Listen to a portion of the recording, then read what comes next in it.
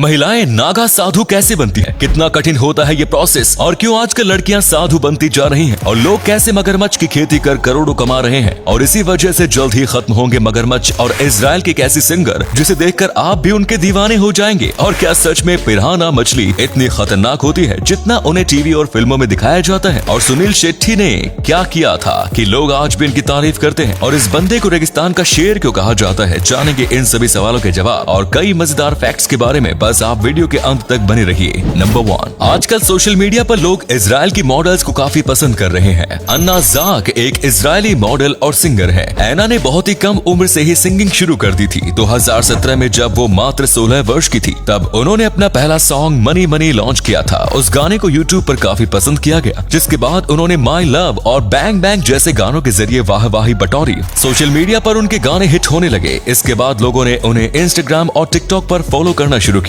आज उनके इंस्टाग्राम पर 1.4 मिलियन से अधिक फॉलोअर्स है। वहीं टिकटॉक पर इनके फॉलोअर्स की संख्या लगभग 5 मिलियन है। ऐना फिलहाल एक TV show to be a singer भी होस्ट कर रही है। अभी वो 19 साल की है और उनकी नेटवर्थ $1 मिलियन से कहीं अधिक है। एक बार आप भी इंस्टाग्राम खोलकर उनकी रील्स जरूर देख लीजिए, यकीनन आप भी उनके फैन हो जाएंगे। नंबर 2, आजकल दुनिया भर में क्रोकोडाइल फार्मिंग का क्रेज बढ़ रहा है। आपके लिए ये एक नई चीज हो सकती है, लेकिन विदेशों में इसका व्यापार धड़ल्ले से चल रहा है। अंतर्राष्ट्रीय बाजार में मगरमच्छ की खाल से बने प्रोडक्ट्स की काफी वैल्यू है। इनकी लेदर का बना बैग 1.5 लाख रुपए में तो वही जैकेट 4 लाख रुपए में बिक रही है। क्रोकोडाइल फार्मिंग करना कोई आसान काम नहीं है। इसके लिए ढेर सारे पैसे के साथ साथ कई एकड़ जगह की जरूरत होती है। साथ ही इसमें जान जाने का जोखिम भी बना रहता है। लेकिन यदि कोई एक बार इस बिजनेस में सेट हो जाए तो फिर उसकी कमाई हर साल बढ़ती ही रहती है। थाईलैंड में सबसे ज्यादा मात्रा में क्रोकोडाइल फार्मिंग की जाती है। यहाँ पर 1000 से भी अधिक फार्म्स में 12 लाख से अधिक मगरमच्छों को पाला जा रहा है। यहाँ पर आने वाले पर्यटक मगरमच्छ का मांस खाना भी पसंद करते हैं। लेकिन एनिमल लवर्स क्रोकोडाइल फार्मिंग से खुश नहीं है, क्योंकि केवल लेदर और मीट के लिए इन क्रोकोडाइल्स को जिंदा काट दिया जाता है। इसके अलावा दुनिया भर में अवैध तरीके से क्रोकोडाइल्स का शिकार भी किया जा रहा है। नंबर 3,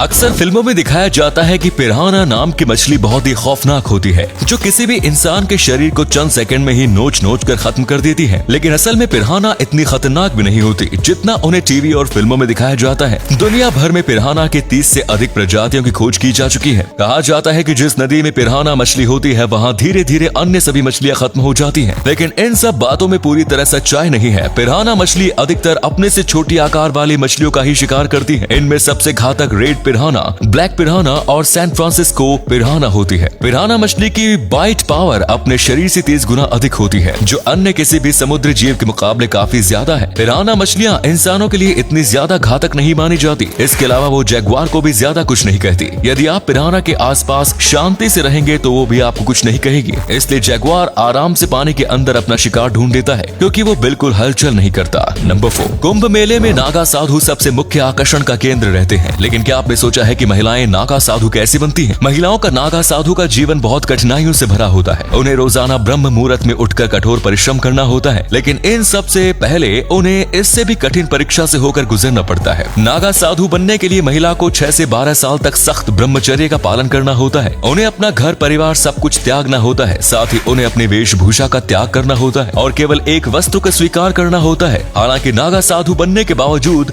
महिलाओं को निर्वस्त्र होने की इजाजत नहीं होती। घर परिवार छोड़ने के बाद उनके लिए सबसे कठिन होता है पिंडदान करना, यानी कि इसके बाद उनका अपने पति, बच्चों और अन्य परिजनों से कोई रिश्ता नहीं रह जाता। सभी परीक्षाओं से गुजरने के बाद अखाड़े के आचार्य महामंडलेश्वर उन्हें दीक्षा देते हैं। साल 2019 के कुंभ में पहली बार महिला नागा साधु ने भी पुरुष नागा साधुओं की तरह स्नान कर सभी परंपराएं निभाई थी। नंबर 5, चीन के हुबेई प्रांत में एक बहुत बड़ा सोलर पार्क बनाया गया है, जहां लाखों की संख्या में सोलर पैनल्स बनाए गए हैं। इस पार्क के जरिए चीन हर साल 14 अरब किलोवाट की बिजली पैदा करता है। साल 2022 में चीन के बीजिंग में आयोजित होने वाले विंटर ओलंपिक्स पहले ऐसे ओलंपिक होंगे जिसमें पूरी ऊर्जा का इस्तेमाल केवल सोलर प्लांट्स की बिजली से किया जाएगा। लेकिन इससे यहाँ के आसपास के किसानों को बहुत दिक्कतें हो रही हैं। लोगों का कहना है कि प्रशासन द्वारा उनसे जबरदस्ती जमीन लीज पर ले गई है और जिन लोगों ने इसका विद्रोह किया उनके साथ मारपीट की गई और जबरदस्ती जेल में बंद कर दिया गया। साथ ही लोगों ने बताया कि सरकार ने 3000 युआन प्रति एकड़ के हिसाब से मुआवजा देने का वादा किया, लेकिन लोगों को एक फूटी कौड़ी तक नहीं दी गई। इससे चीन का तानाशाह रवैया एक बार फिर सामने आ रहा है। और अगले फैक्ट पर जाने से पहले इस फोटो को ध्यान से देखिए और बताइए कि आपको किसका फोटो दिखाई दे रहा है। इससे पता लगे आपका दिमाग और आपकी आंखें कितनी तेज है। मिलते हैं आपको 5 सेकंड से।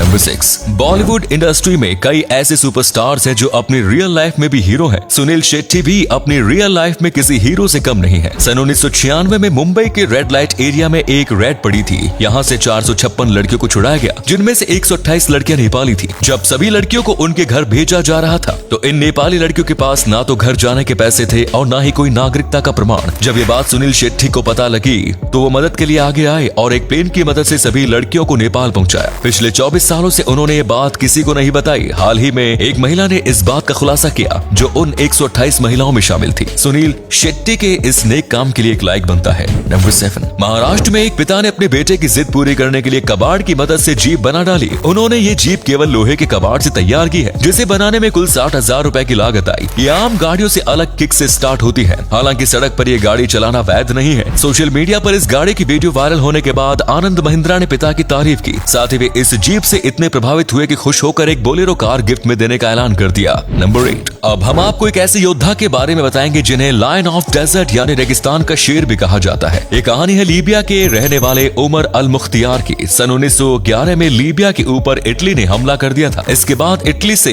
अपने देश को आजाद कराने के लिए लीबिया ने एक जंग छेड़ दी। हालांकि इटली की सेना के आगे लीबिया की सेना में दम नहीं था, लेकिन लीबिया के लोगों ने हार नहीं मानी। लीबिया की तरफ से उमर अल मुख्तियार ने सेना की अगुवाई की। उमर केवल एक मदरसे में पढ़ाने का काम करते थे। वे छिपकर अपनी टुकड़ियों के साथ इटली की सेना पर हमला कर दिया करते थे और तुरंत ही रेगिस्तान में कहीं गायब हो जाते थे। इटली की सेना से वे 20 वर्षों तक युद्ध करते रहे। सन 1931 में कुछ मुखबिरों की मदद से उमर को पकड़ लिया गया और उन्हें सड़क पर खड़ा कर फांसी दे दी गई। लेकिन उनका नाम आज भी लीबिया के इतिहास में अमर है। उनकी जीवनी के ऊपर हॉलीवुड में एक फिल्म भी बनाई जा चुकी है। तो उम्मीद है ये वीडियो आपको पसंद आया होगा। अगर आया तो लाइक कीजिए, शेयर कीजिए, कमेंट्स कीजिए। धन्यवाद।